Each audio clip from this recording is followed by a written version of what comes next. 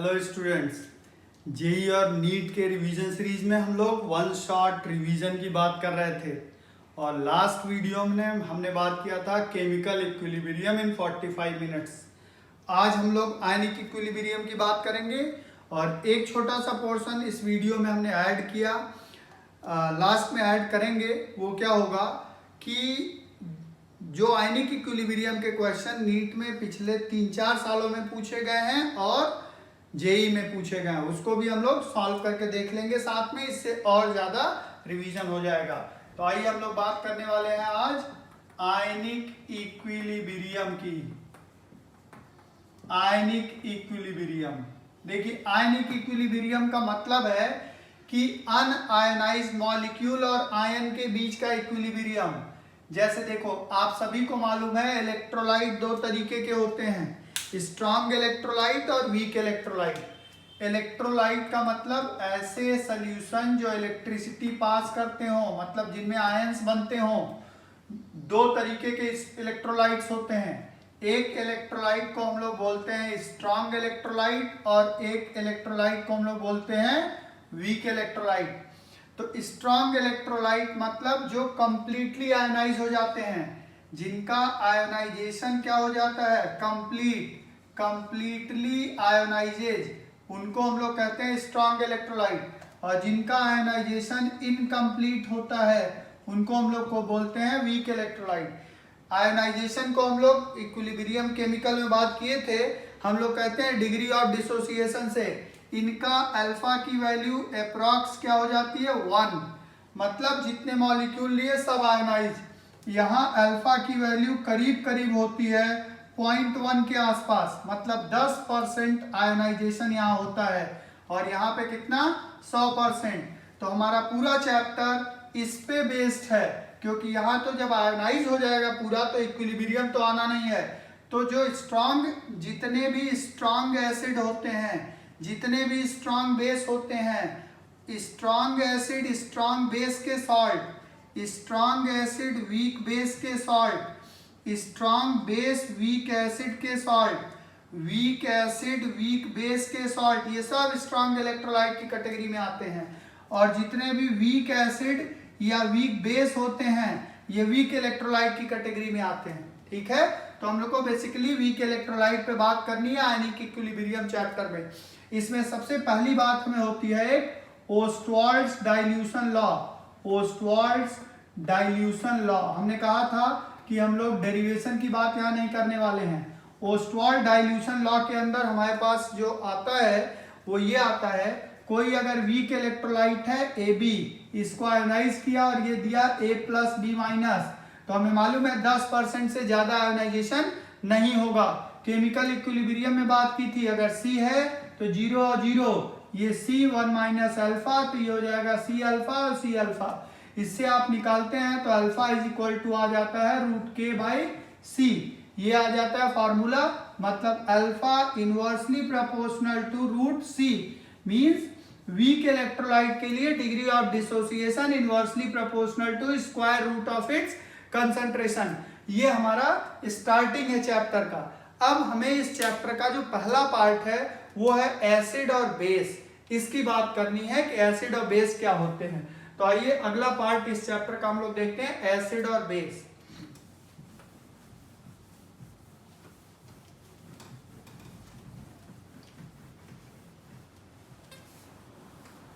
चलिए देखा जाए आयनिक इक्विलिब्रियम में एसिड्स और बेसिस के बारे में। एसिड्स एंड बेसिस के बारे में आयनिक इक्विलिब्रियम में बात होगी। सबसे पहले देखिए, एसिड और बेस को डिफाइन करने के लिए जो पहली थियरी दी गई उस थियरी का नाम है आर्हीनियस थियरी। आर्हीनियस थियरी, इस थियरी के अकॉर्डिंग सीधा सीधा कहा गया जो H+ डोनर्स हैं, जो भी H+ देता है वो एसिड है, या जो वाटर में डिसॉल्व करने पे क्या दे देता है, हाइड्रोनियम आयन, वो क्या है, एसिड। तो एसिड वो सब्सटेंस होते हैं जो आयनाइज होने से H+ दें या वाटर में डिसॉल्व करने से हाइड्रोनियम आयन दे दें, ये एसिड्स होते हैं। और बेस के लिए कहा गया वो सब्सटेंस होते हैं जो आयनाइज होने से क्या दे देते हैं, OH-। वो सब्सटेंसेस को आर्हीनियस ने क्या कहा, बेस कहा। तो ये बेसिक डेफिनेशन है। आर्हीनियस के डेफिनेशन में दिक्कत ये है कि सिर्फ H प्लस और OH माइनस वाले को कंसीडर करके एसिड और बेस डिफाइन कर दिया गया है, इसलिए ये बहुत ज़्यादा सक्सेसफुल डेफिनेशन नहीं है। अब हम लोग बात करेंगे Lowry Bronsted concept, Lowry Bronsted concept of acid and base.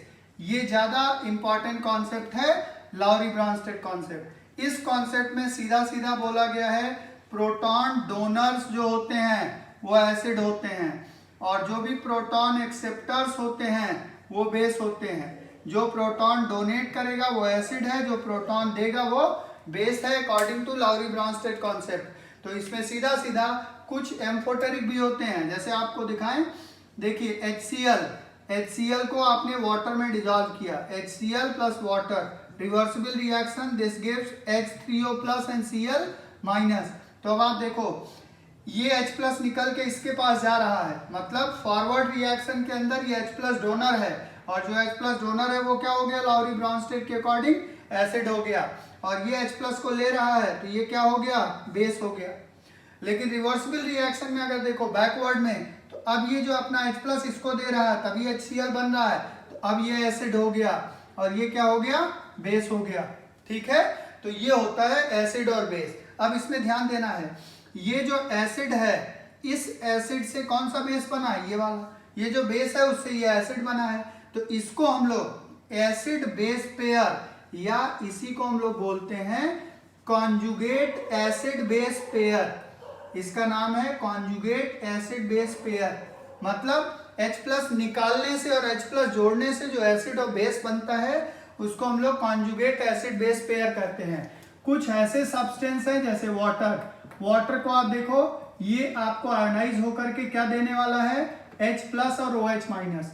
इस रिएक्शन में ये H प्लस दे रहा है, मतलब लाउरी ब्रॉन्स्टेड के अकॉर्डिंग ये एसिड है। बैकवर्ड में ये H प्लस ले रहा है, लाउरी ब्रॉन्स्टेड के अकॉर्डिंग ये क्या हो गया, बेस। तो ये कॉन्जुगेट एसिड बेस पेयर हो गया। एक बात आपको देखनी है, तो सबसे पहला क्वेश्चन इस पे आता है कॉन्जुगेट एसिड बेस पेयर बनाना। हम इसमें और बता दें, स्ट्रॉन्ग जो एसिड होंगे, strong acids have week conjugate base. जो एसिड स्ट्रॉन्ग होगा उसका कॉन्जुगेट पार्ट वीक होगा, एंड वाइसी वर्सा, हम यही लिख दे रहे हैं, एंड वाइसी वर्सा, मतलब एसिड या बेस दोनों के लिए है। अगर वीक एसिड है तो उसका कॉन्जुगेट पार्ट जो होगा वो स्ट्रॉन्ग बेस होगा, इसका उल्टा भी होता है। मतलब क्या है, जैसे HCl को आपने आयोनाइज किया, H प्लस Cl माइनस मिला, ये एसिड है, और ये कैसा एसिड है हम सभी जानते हैं, स्ट्रॉन्ग एसिड है, तो ये जो पार्ट मिलेगा ये कैसा होगा, वीक बेस।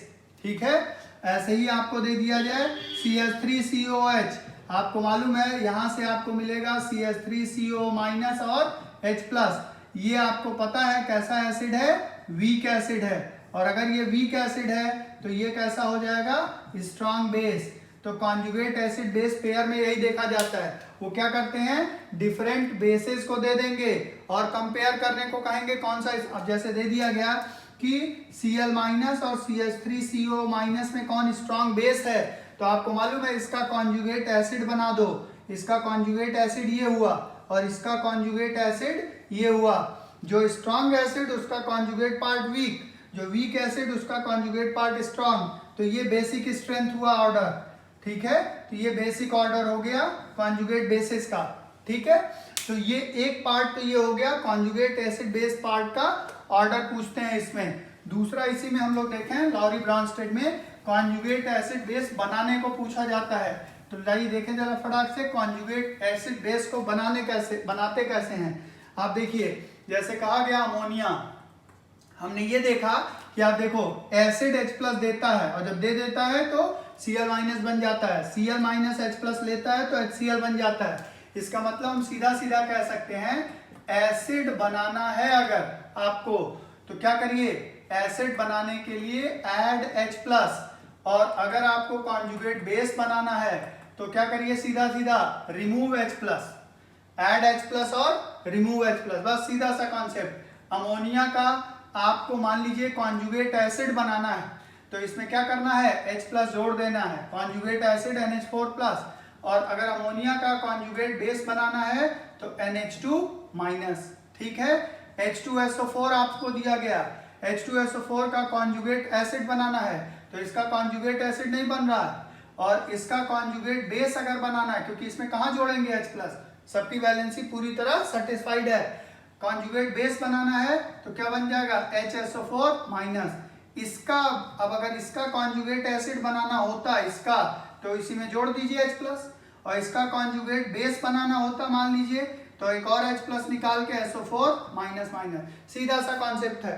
यहाँ पे आपसे जो सवाल दिक्कत कर सकते हैं वो ऐसे कुछ दिक्कत करते हैं, मान लीजिए कहा गया CuNH3 होल 4 2 प्लस, इसका आपसे कहा गया कॉन्जुगेट एसिड बनाने को, तो कॉन्जुगेट एसिड बनाने के लिए देखिए सीधा सा कॉन्सेप्ट है, Cu इसमें से एक अमोनिया बाहर कर दीजिए, NH3 होल थ्राइस छोड़िए, एक अमोनिया बाहर करिए, उसमें H प्लस जोड़ दीजिए तो NH4 हो जाएगा।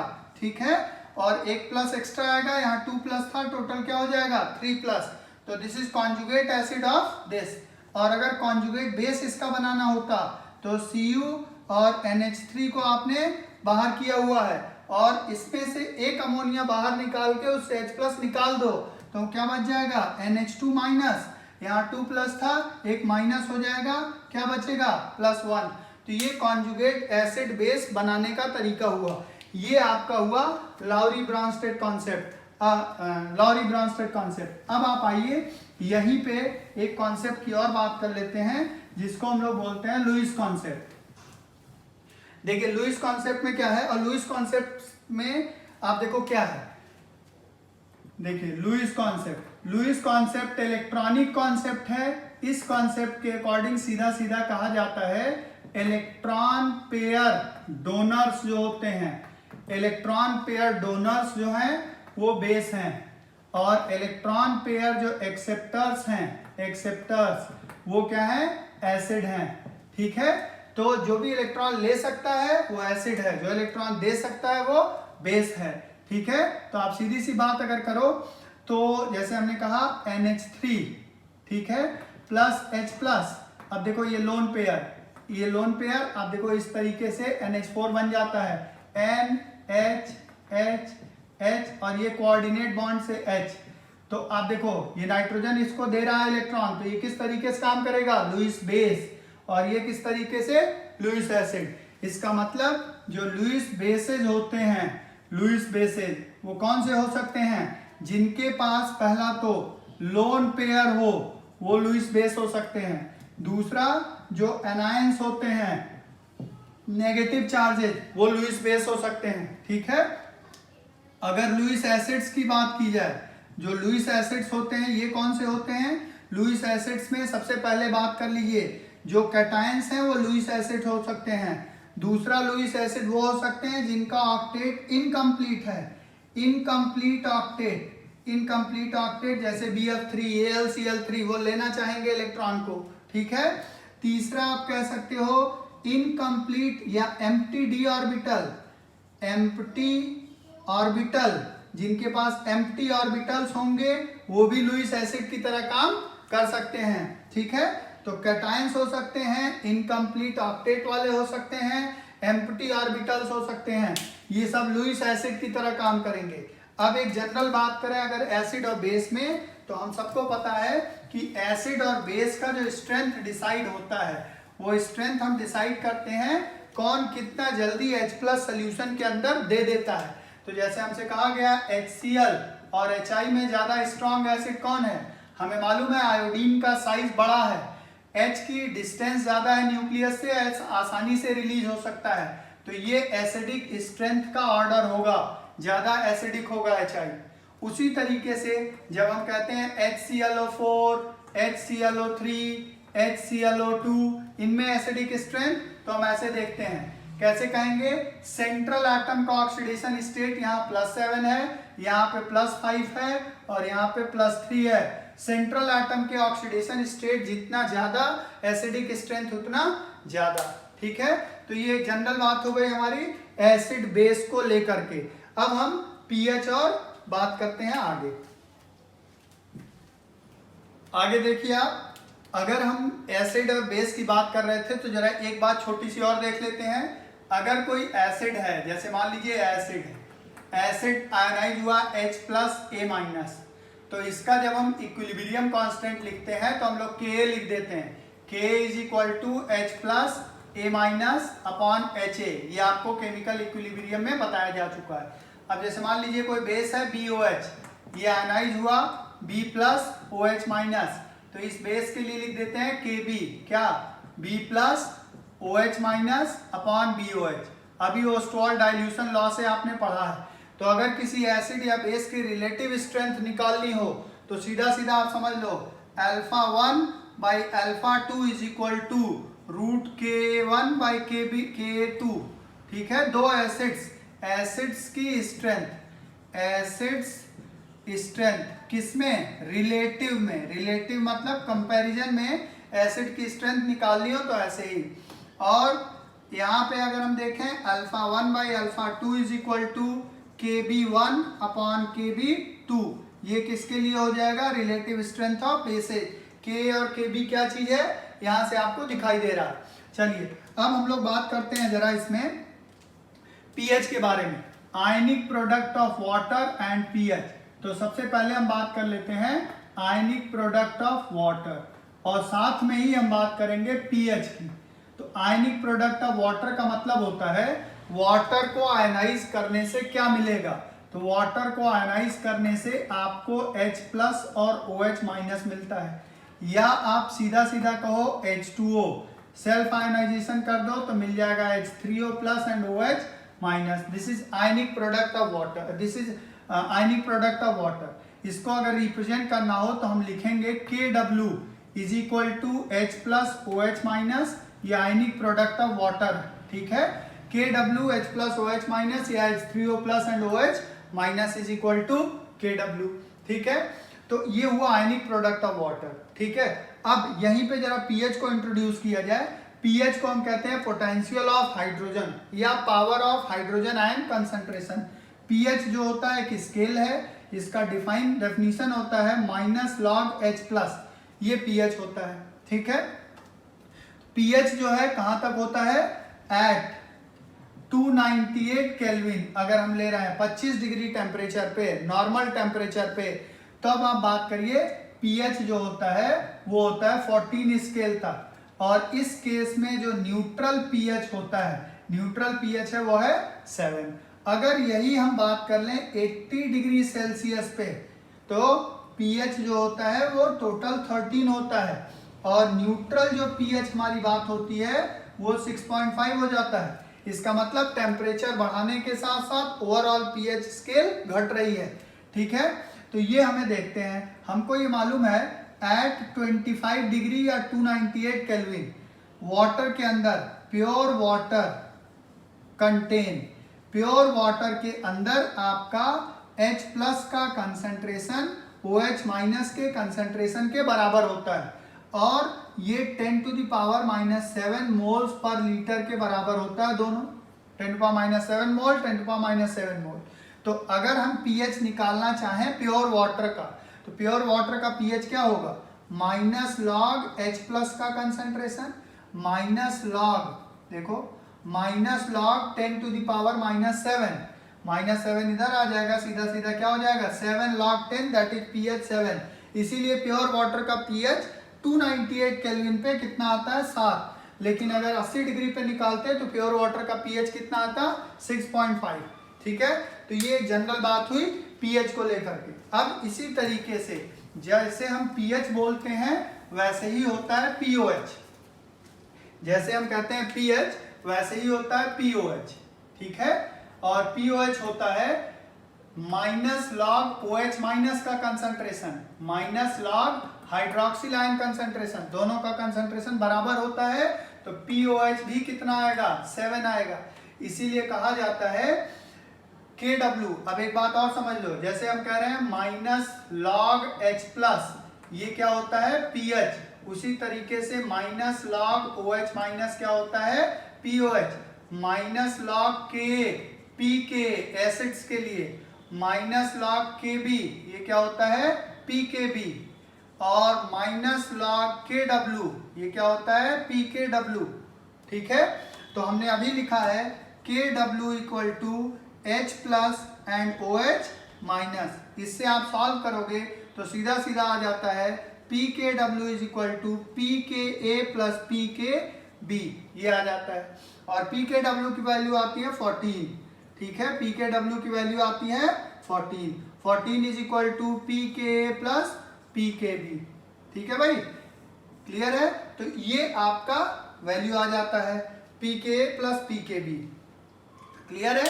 तो ये हम लोग वो आयनिक प्रोडक्ट ऑफ वाटर को रिलेट कर लिए पीएच से। ये हमने कहा हम डेरिवेशन पे ध्यान नहीं दे रहे हैं, हम सिर्फ फोकस कर रहे हैं कि आपको सारे कॉन्सेप्ट मिल जाएं जिससे आप क्वेश्चन सॉल्व कर पाए। डेरिवेशन तो आना नहीं एग्जाम में। अब हम बात करने वाले हैं यहाँ पे डिफरेंट सॉल्यूशंस के पीएच की बात तो हो गई, लेकिन अगर अलग अलग सॉल्यूशंस आ जाता है तब आप पीएच कैसे इक्वेट करते हैं। तो देखो क्या है, अगर पहला case strong acid plus strong acid का पीएच के वाला है, स्ट्रॉन्ग एसिड पीएच, इसका पीएच कैलकुलेट करने को आए तो सीधी सी बात है स्ट्रॉन्ग एसिड में कुछ करना ही नहीं है। PH is equal to minus log H plus का कंसंट्रेशन। बस ध्यान ये देना है, एक खास बात यहां ये समझ लेना है कि अगर कंसंट्रेशन लेस देन, मतलब concentration less than 10 to the power minus 6 है अगर, ठीक है, concentration 10 to power minus 6, then add H plus of water के H प्लस को भी ऐड करना पड़ेगा। अगर कंसंट्रेशन 10 टू पावर माइनस 6 से ज्यादा है तब आप जैसे pH है वैसे निकाल दीजिए, और कंसंट्रेशन 10 टू पावर माइनस 6 से कम का मतलब 10 to power minus 7, minus 8, minus 9, और अगर 10 टू पावर माइनस 6 से ज्यादा, जैसे हमसे कहा गया HCl का concentration 10 to power minus 4 m है। अब कहा गया pH बताइए, तो H प्लस का कंसंट्रेशन आ गया 10 to power minus 4 m, this means pH आ गया कितना 4। लेकिन अगर यहीं पे HCl का कंसंट्रेशन कह दिया गया, जो NCERT में सवाल दिया गया 10 टू पावर माइनस 8 m, तब आपको pH कैलकुलेट करने के लिए वाटर के H प्लस को ऐड कर देना पड़ेगा।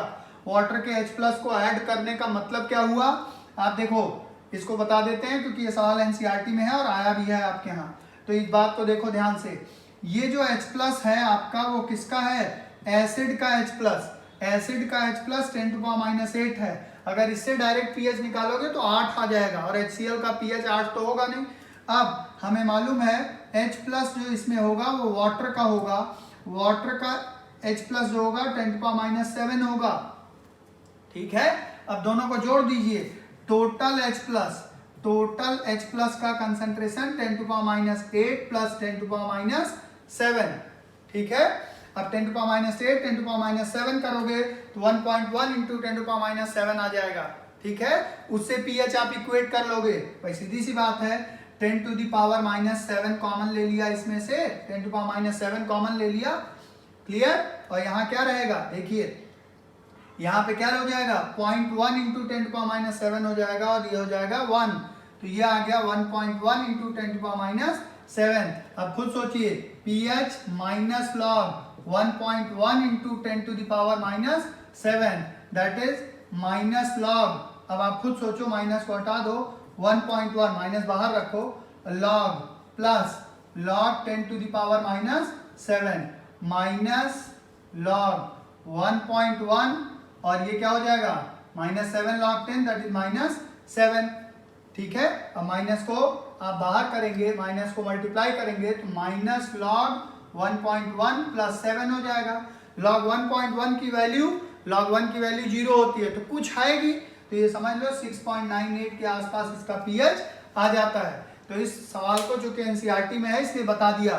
तो स्ट्रॉन्ग एसिड के pH के कैलकुलेशन के टाइम ये बात आप ध्यान रखिए। आगे देखिए, अगर हम बात करें pH ऑफ स्ट्रॉन्ग बेस, ठीक है, तो स्ट्रॉन्ग बेस के अगर pH की बात करें तो स्ट्रॉन्ग बेस का pH हम ऐसे निकाल सकते हैं। सबसे पहले निकाल लीजिए POH is equal to minus log OH minus का कंसंट्रेशन, और फिर आप जानते ही हो pH plus POH is equal to 14 होता है। ठीक है, ये तो स्ट्रॉन्ग एसिड और स्ट्रॉन्ग बेस की बात हो गई। अब अगर अगला हम pH कैलकुलेट करना चाहें, मिक्सचर ऑफ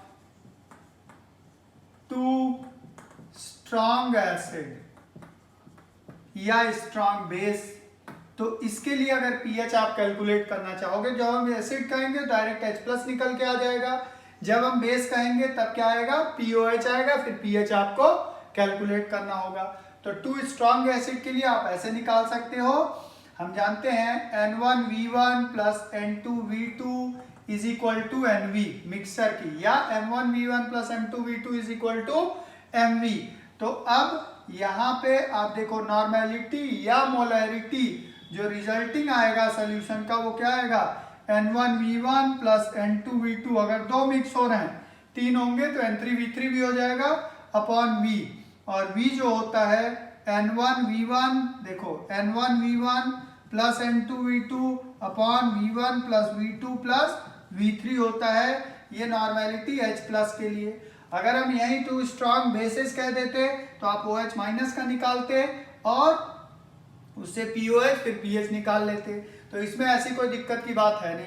अगर हम आगे बात करें, इसमें एक स्ट्रॉन्ग एसिड और स्ट्रॉन्ग बेस मिक्स हो, स्ट्रॉन्ग एसिड है ना प्लस स्ट्रॉन्ग बेस अगर मिक्स कर दिया जाए, तब pH अगर आपको निकालने को दे दिया जाए, तो स्ट्रॉन्ग एसिड और स्ट्रॉन्ग बेस का अगर pH आप निकालना चाहोगे, तो इस केस में आप देखिए, आपको पहले मोल निकाल लेना पड़ेगा किसका ज्यादा है।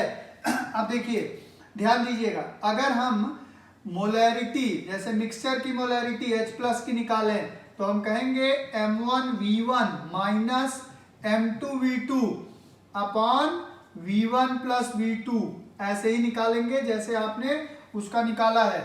लेकिन यहाँ पे ध्यान रखना है, यहाँ पे एसिड अगर ज्यादा है तो एसिड में से क्या घटेगा, बेस घटेगा, बेस का M2V2।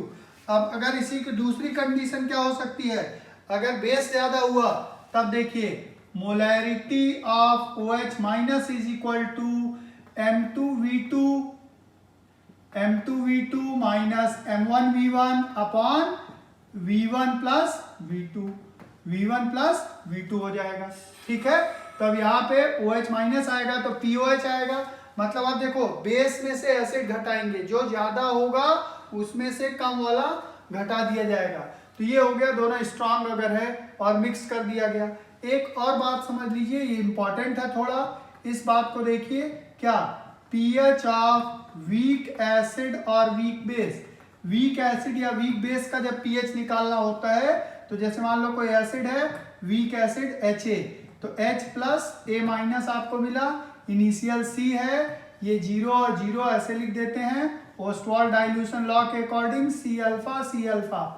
इसका मतलब H प्लस का कंसेंट्रेशन आपके पास आ गया C अल्फा, और पहले भी हम पढ़ चुके हैं C alpha is equal to, अगर एसिड है तो एसिड का ionisation constant Ka, alpha is equal to Ka by C हो जाता है। इसका मतलब हो गया alpha is equal to Ka into C, H plus का कंसेंट्रेशन ये आ गया, तो हमारे पास जो pH आ जाता है वो pH आ जाता है half pKa minus log C, pKa minus log C, ये आ जाता है हमारे पास pH। क्लियर है, half pKa minus C, clear हो गया। अब इस बात को थोड़ा क्लियरली आप समझ लीजिए कि अगर बेस होता तो हम कहते POH is equal to half pKb minus log C, ऐसा आता बेस के लिए। ठीक है भाई, तो अब इसमें POH से फिर pH आप कैलकुलेट कर लेते।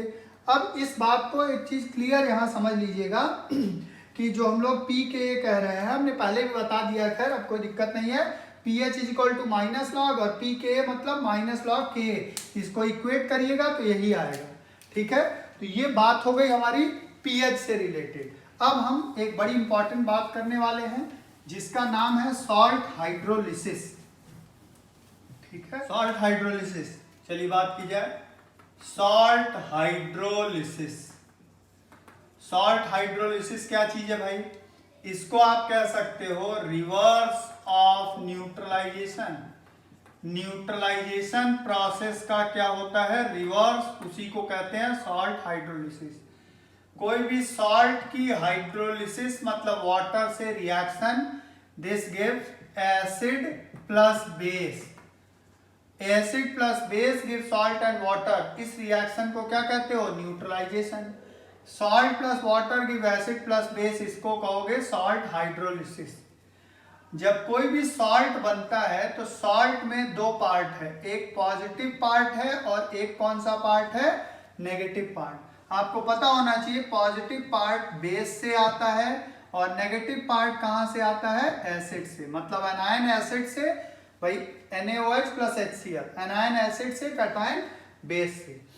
याद रखिए जब भी सॉल्ट जो हाइड्रोलिसिस की बात करते हैं मतलब इक्विलिब्रियम आने की, तो अगर आप स्ट्रॉन्ग पार्ट लेंगे तो उसमें इक्विलिब्रियम नहीं आएगा, वो तो कंप्लीटली हाइड्रोलाइज हो जाएगा।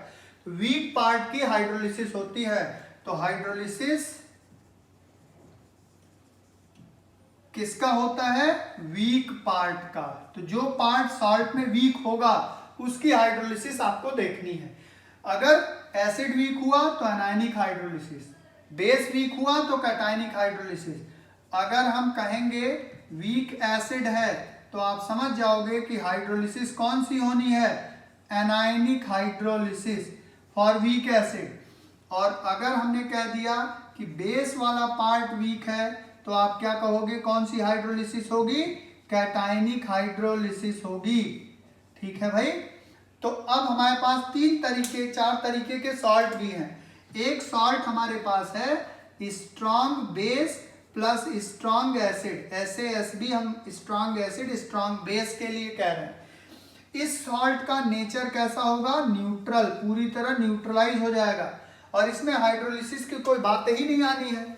क्यों नहीं आनी है हाइड्रोलिसिस की बात, क्योंकि यहाँ पे पूरी तरह हाइड्रोलाइज हो जाएगा, इक्विलिब्रियम का कोई मतलब नहीं है। ठीक है। तो अब दूसरी अगर हम बात करें, सेकेंड, मान लीजिए स्ट्रॉन्ग बेस और वीक एसिड का सॉल्ट है। तो अगर स्ट्रॉन्ग बेस और वीक एसिड का सॉल्ट होगा तो इस सॉल्ट का नेचर कैसा होगा, बेसिक। और इस सॉल्ट के अंदर हाइड्रोलिसिस किसकी होगी, वीक एसिड। इसका मतलब किसकी हाइड्रोलिसिस होगी, एनायनिक हाइड्रोलिसिस। तो ये सवाल आता है इसमें एनायनिक हाइड्रोलिसिस। तीसरा देखो, अगर हम स्ट्रॉन्ग एसिड और वीक बेस की हाइड्रोलिसिस कर देंगे तो इस केस में सॉल्ट का नेचर कैसा होगा, एसिडिक। और इस केस में हाइड्रोलिसिस होगी किसकी, बेस वाले पार्ट की, दैट इज कैटायनिक हाइड्रोलिसिस। और अगर चौथा हम सॉल्ट ले रहे हैं weak acid plus weak base का, तो ये सॉल्ट आपको कैसा दिखाई देगा, just like strong acid strong base, neutral. और इस केस में cationic as well as anionic दोनों की हाइड्रोलिसिस, दोनों पार्ट्स की हाइड्रोलिसिस इसमें होनी है। ठीक है। अब इस जो टॉपिक आप पढ़ रहे हो इसमें कुल 4 सवालों पे आपके क्वेश्चन होते हैं। पहला, आपको ये देखना होगा कि सॉल्ट का नेचर एसिडिक बेसिक न्यूट्रल कैसा है। दूसरा आपके पास KH हाइड्रोलिसिस कांस्टेंट, तीसरा डिग्री ऑफ हाइड्रोलिसिस और चौथा pH। इन 4 सवालों पे क्वेश्चन होते हैं। तो सबसे पहली हम बात करें स्ट्रॉन्ग एसिड स्ट्रॉन्ग बेस का, तो मतलब नहीं रहा, हम बात कर रहे हैं स्ट्रॉन्ग बेस और वीक एसिड का। नेचर आपको लिख ही दिया गया है। एक पहली बात जो आती है वो KH होता है। KH इज इक्वल टू, इस केस में होगा आपका KW/K। जो पार्ट वीक है वही है एसिड वाला। और डिग्री ऑफ हाइड्रोलिसिस होगा इसमें √KW/K × C। और इस सॉल्ट का pH है आपके लिए half pKW plus pKa plus log C। ये आपका pH का फॉर्मूला हो गया फॉर दिस सॉल्ट। अब अगर हम देखें इसी का दूसरा पार्ट आप चेक करो।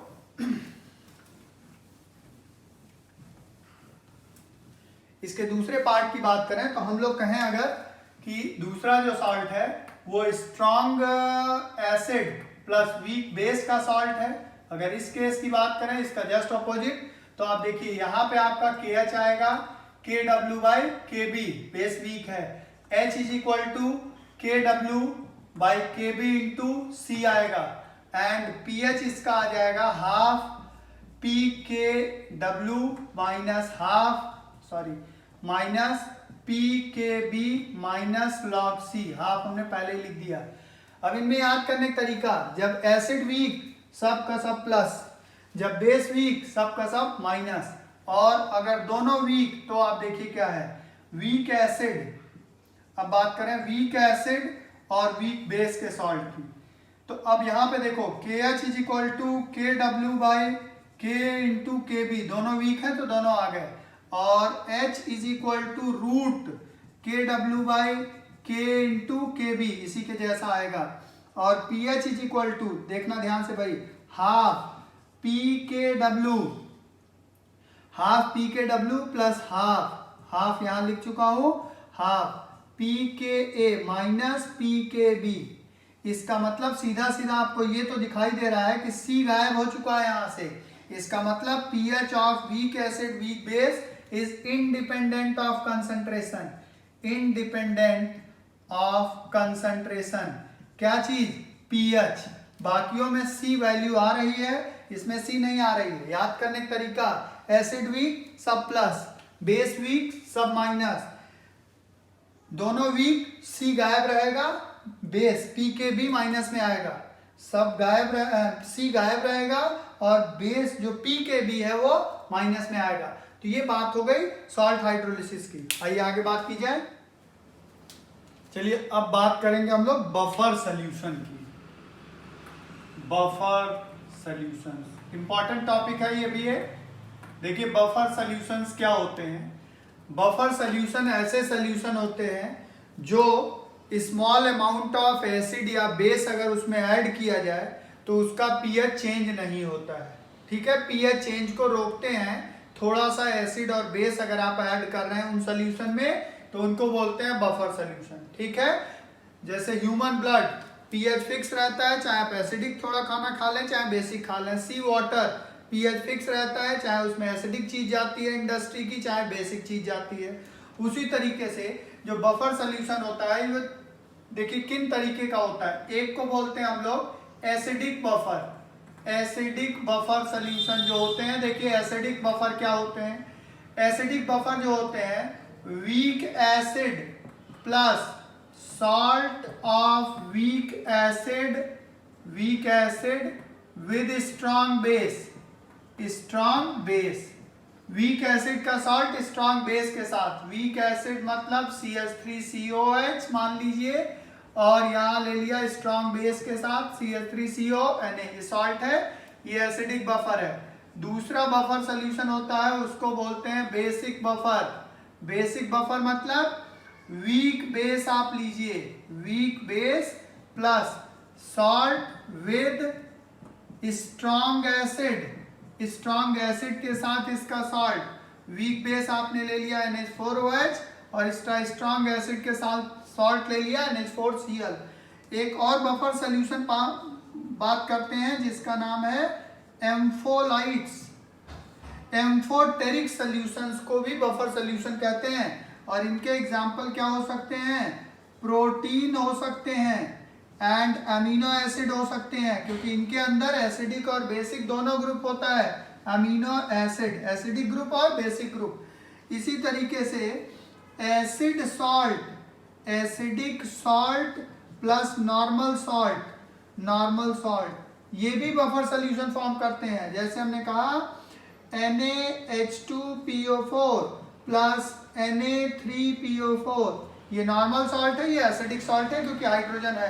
तो ये होते हैं बफर सॉल्यूशन। इन सॉल्यूशंस में थोड़ा एसिड और बेस ऐड करने से इन सॉल्यूशंस के पीएच पे कोई फर्क नहीं पड़ता है। ठीक है, इस पीएच चेंज को रोकने जो होते हैं उनको हम कहते हैं बफर कैपेसिटी। बफर कैपेसिटी को हम लोग फाई से रिप्रेजेंट करते हैं। बफर कैपेसिटी जितना अच्छा बफर सॉल्यूशन उतना अच्छा। बफर कैपेसिटी या फाई इज इक्वल टू होता क्या है? Number of moles of acid और बेस एडेड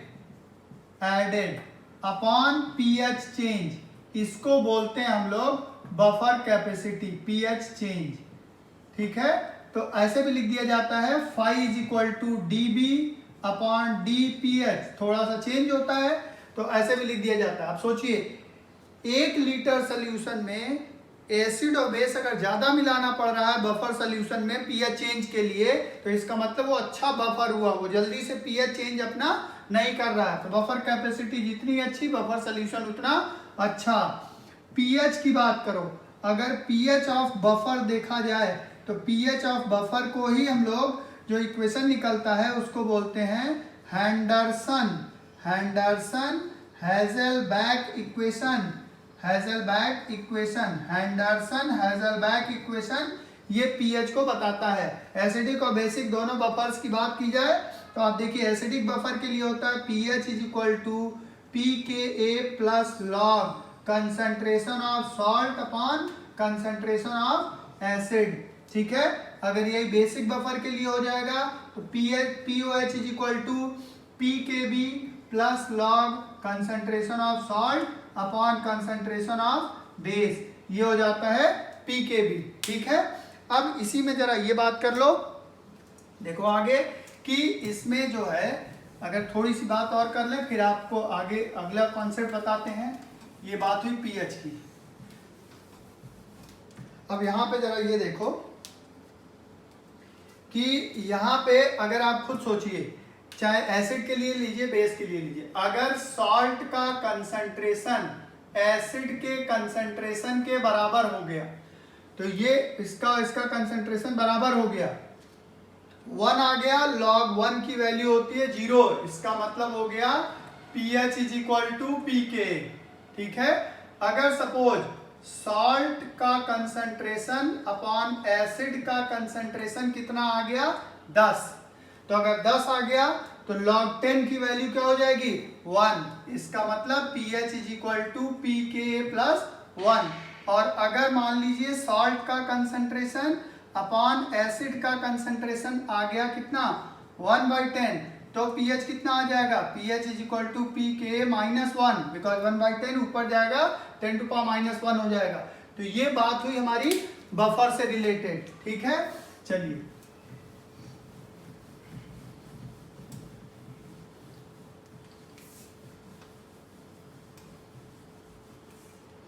अब हम लोग नेक्स्ट बात करते हैं कॉमन आयन इफेक्ट। एक छोटा सा पॉइंट है जिसको हम लोग बोलते हैं common ion effect, common ion effect, ठीक है।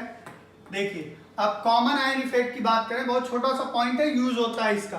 कॉमन आयन इफेक्ट क्या है, किसी भी वीक इलेक्ट्रोलाइट के आयनाइजेशन को स्ट्रॉन्ग इलेक्ट्रोलाइट ऐड करके रोक देने के प्रोसेस को, कम कर देने के प्रोसेस को बोलते हैं कॉमन आयन इफेक्ट। जैसे देखो CH3COH, ये वीक एसिड है, ये आयनाइज हो रहा है CH3CO माइनस और H प्लस, इसमें आपने मान लीजिए HCl ऐड कर दिया। HCl कैसा एसिड है, स्ट्रॉन्ग एसिड। HCl क्या देगा H plus plus Cl minus, तो ये H प्लस यहाँ चला जाएगा। और अगर यहाँ गया तो ली चैटलिया प्रिंसिपल केमिकल इक्विलिब्रियम का इसको किधर शिफ्ट करेगा बैकवर्ड, तो मतलब ये बनने लगेगा, आयनाइज नहीं होगा, अनआयनाइज बनने लगेगा। उसी तरीके से मान लीजिए कोई वीक बेस लिया, वीक बेस का आयनाइजेशन हो रहा है। अब वीक बेस के आयनाइजेशन में आप देखिए यहाँ पे आपने ऐड कर दिया स्ट्रॉन्ग बेस, मान लीजिए NaOH, तो Na प्लस और OH माइनस, ये OH माइनस गया इधर और इसका कंसंट्रेशन बढ़ गया, इक्विलिब्रियम बैकवर्ड शिफ्ट हो गया, मतलब ये अनआयनाइज्ड वाला बनने लगा। तो सीधा सा कॉन्सेप्ट, इस वीक इलेक्ट्रोलाइट के आयनाइजेशन को सप्रेस करना, कम करना by addition of strong electrolyte is called common ion effect. तो बस ये ध्यान रखना है इसमें कॉमन आयन होना चाहिए, तभी वो इक्विलिब्रियम को बैकवर्ड शिफ्ट करेगा, ठीक है। ये हुआ हमारा कॉमन आयन इफेक्ट। अब यहाँ पे एक बहुत इंपॉर्टेंट बात करने वाले हैं हम लोग, solubility, solubility and solubility product. Solubility and, इधर लिख देता हूं, हटा के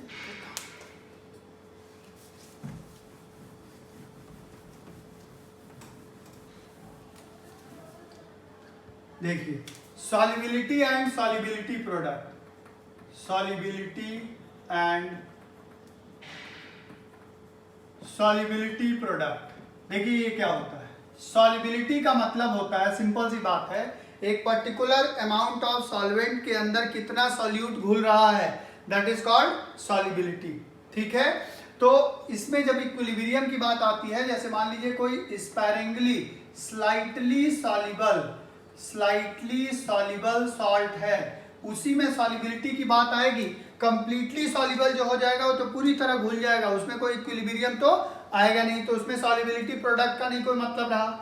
तो सॉल्युबिलिटी जो है, जब इसको आपने डिसॉल्व किया, ठीक है, तो इसको डिसॉल्व किया, अब आप देखिए AB को डिसॉल्व किया तो मिला A प्लस और B माइनस।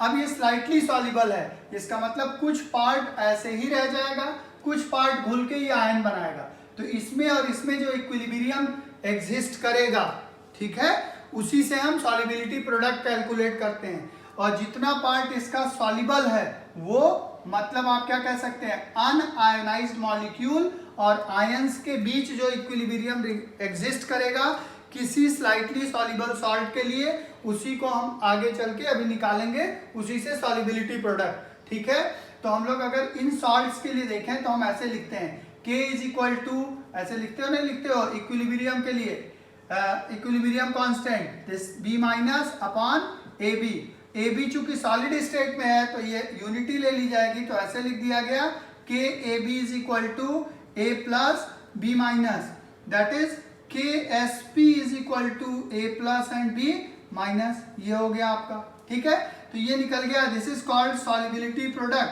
KSP को ही हम लोग बोलते हैं क्या, solubility product. KSP is called solubility product. अब ये अलग अलग सॉल्ट के लिए अलग अलग तरीके से, हमने फिर कहा डेरिवेशन नहीं बताने जा रहे हैं। जैसे बाइनरी कोई सॉल्ट है, मान लीजिए आपने AgCl की बात की, तो AgCl गिव्स Ag प्लस और Cl माइनस। अब मान लीजिए AgCl की सॉल्युबिलिटी S है, मतलब इसमें से S घुल जाता है, तो ये कितना बनेगा, S और S बनेगा।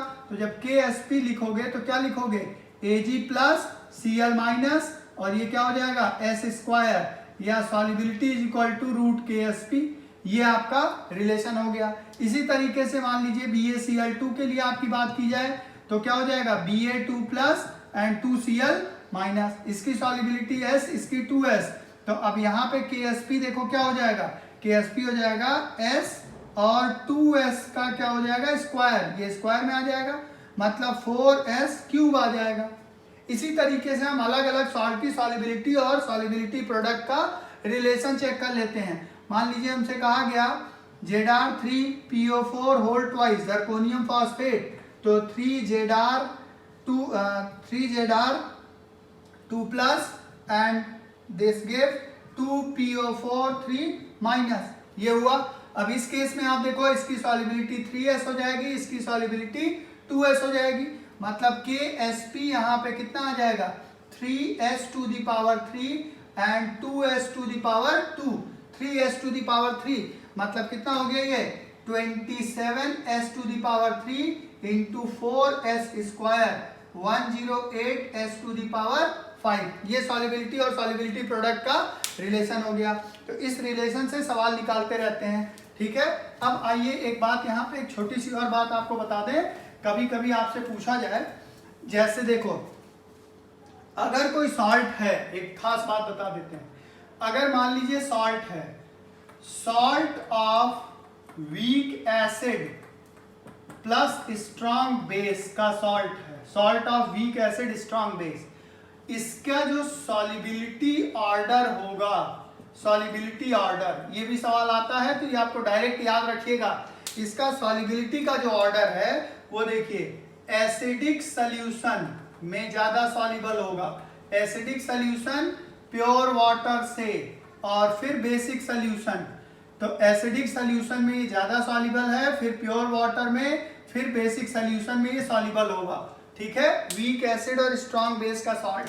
और अगर दूसरा बात करें सॉल्ट ऑफ, अब यहां देखो salt of weak base plus strong acid, weak base और स्ट्रॉन्ग एसिड के सॉल्ट की बात की जाए तो अब यहां देखो बेस वीक है तो ये किस में ज्यादा सॉल्युबल होगा, बेसिक सॉल्यूशन में सॉल्युबल होगा, बेसिक सॉल्यूशन फिर प्योर वाटर, और उसके बाद सॉल्युबिलिटी इसकी किस में होगी, एसिडिक सोल्यूशन के अंदर।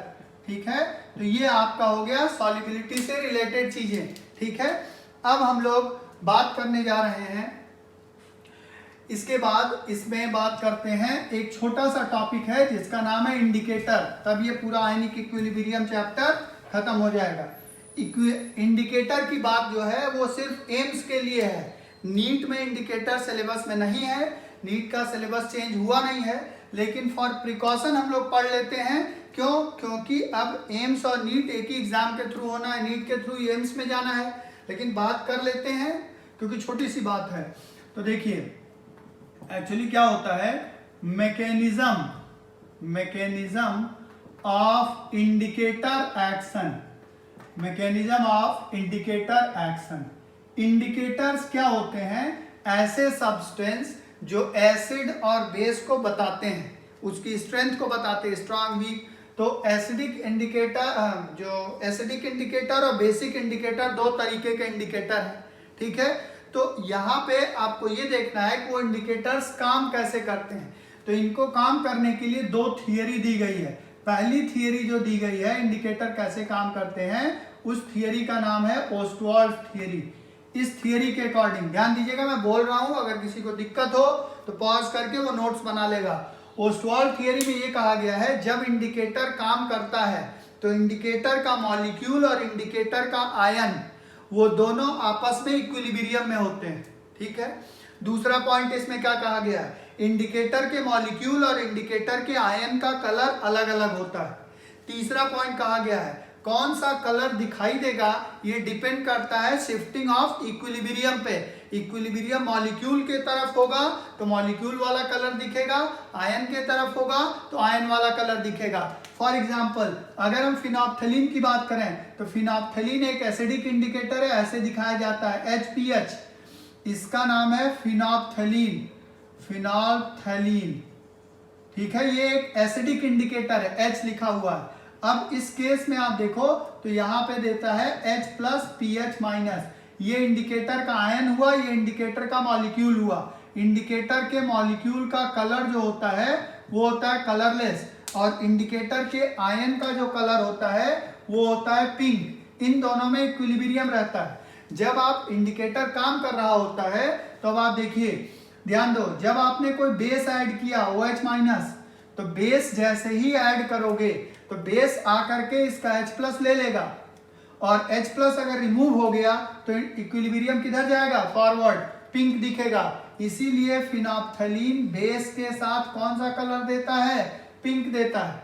और अगर आपने H+ ऐड कर दिया तो H+ ऐड करोगे तो ये एक्स्ट्रा हो जाएगा।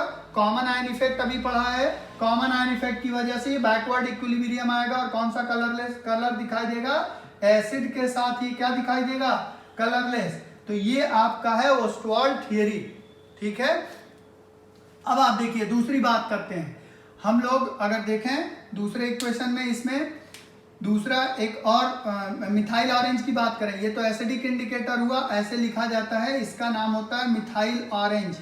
इस इंडिकेटर का नाम है मिथाइल ऑरेंज। ठीक है, अगर हम मिथाइल ऑरेंज के एक्शन की बात करें तो ये देता है Me+ एंड OH-। ठीक है, और Me+ एंड OH-, इस केस में अगर आप देखिए तो इसका कलर होता है येलो या ऑरेंज कहते हैं, और इसका कलर होता है क्या, रेड। Me+ का कलर है रेड और मिथाइल ऑरेंज का कलर येलो या ऑरेंज दोनों लिखा होता है।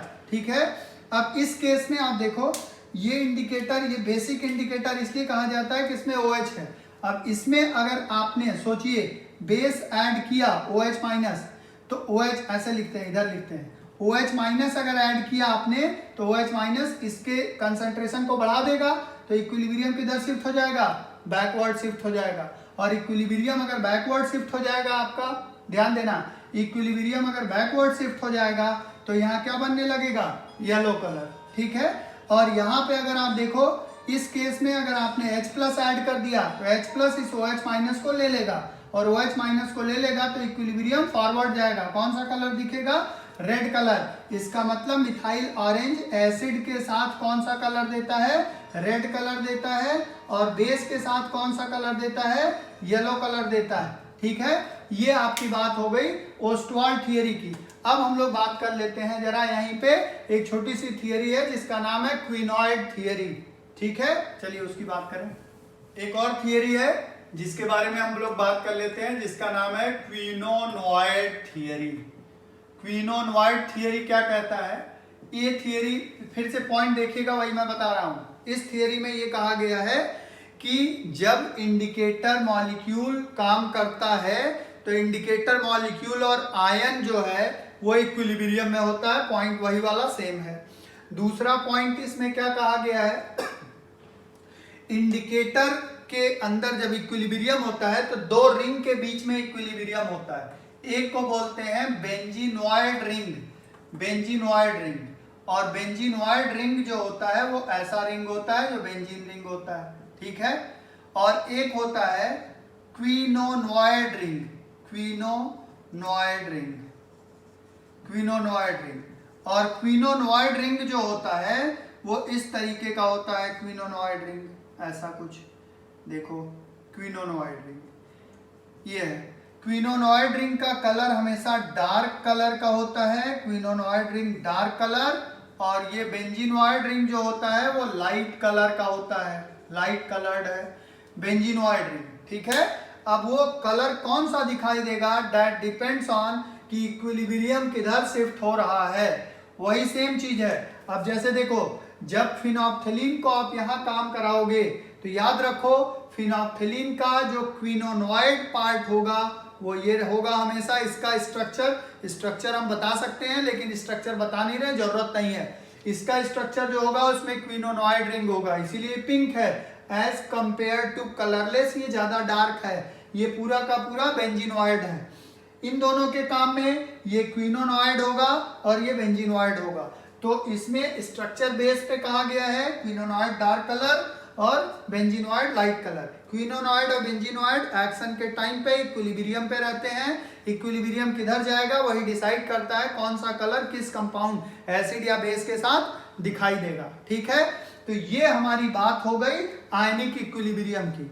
मैंने कहा था इसी वीडियो के साथ हम कुछ क्वेश्चंस भी डिस्कस करेंगे, लेकिन वीडियो फिर बहुत बड़ा हो जाएगा।